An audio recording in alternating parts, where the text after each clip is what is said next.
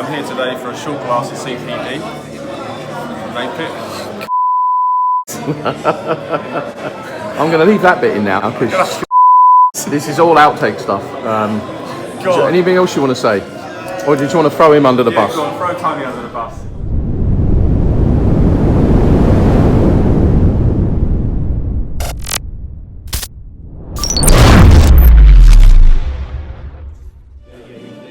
Hello everybody, so we are here. It's not a disco, we're not code breaking yet, but we are at Napit Live. And so introduce yourself. Hi, I'm Tony York, one of Yorkman Electrical's directors.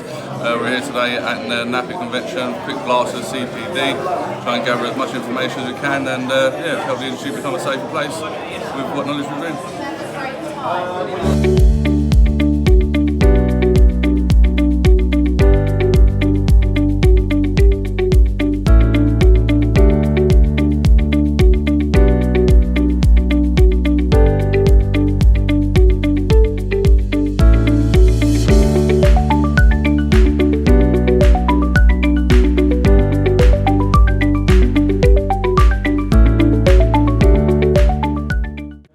To select whether we needed surge protection or not against over voltages.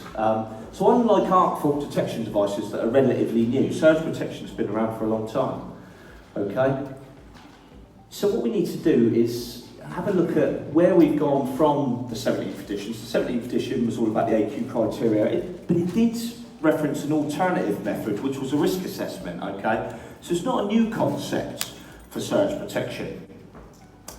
What we're going to do is have a look at the 18th edition and what it says. The regulation says that surge protection devices shall be provided where the consequence caused by overvoltage could result in serious injury to or loss of human life. Result in injury or loss of life, you would need overvoltage protection by SPDs.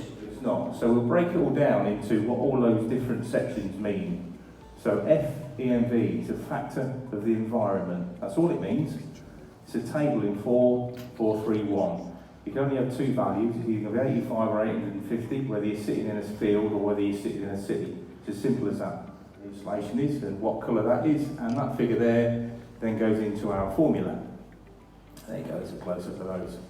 So, the bit we've got to work out is the length for the risk assessment, so it's the length of the cable.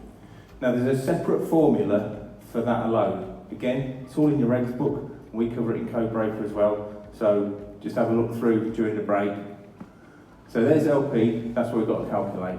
And it's equal to this big old long formula there. But all it's covering is 4 cable types. 2 low voltage, 2 high voltage, preset. And they are governed by a predetermined risk assessment for how likely you are to have a strike or an issue with that particular cable. So if you can see the high voltage cables we've got there, 0.4 and 0.2 multiplier.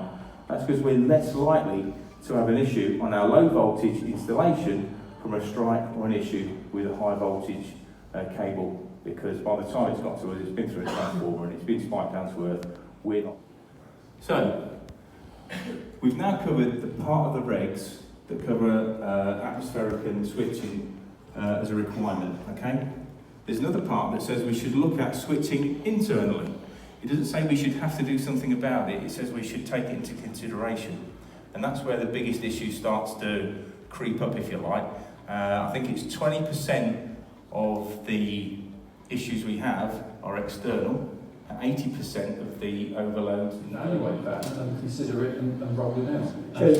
Generally speaking, in the larger sort of property like the one you live in with the annex, there would be sub-boards. Couldn't you just get one of your so you would go But totally take the point. It's a very valid point. Generally, most circuits will extend beyond 10 Of course they will. It's not 10 metres as a crow flies, it's 10 metres of cabling. Yeah. So, aside...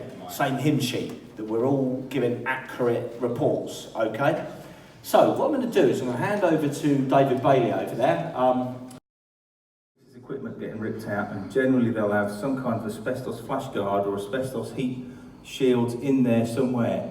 And it's a big problem. Not to mention the standard asbestos in, as long as it can be a text, an email, dangerous situation report, then you carry on. doing what you're doing. You're not there to isolate. Assembly manufacturer of the consumer, the consumer unit assembly manufacturer, you're taking those responsibilities if you introduce a different device. Okay, so going forward, we probably wouldn't recommend you do that. There's no evidence of thermal damage. What are we going to code it as? C3s, a couple of C2s.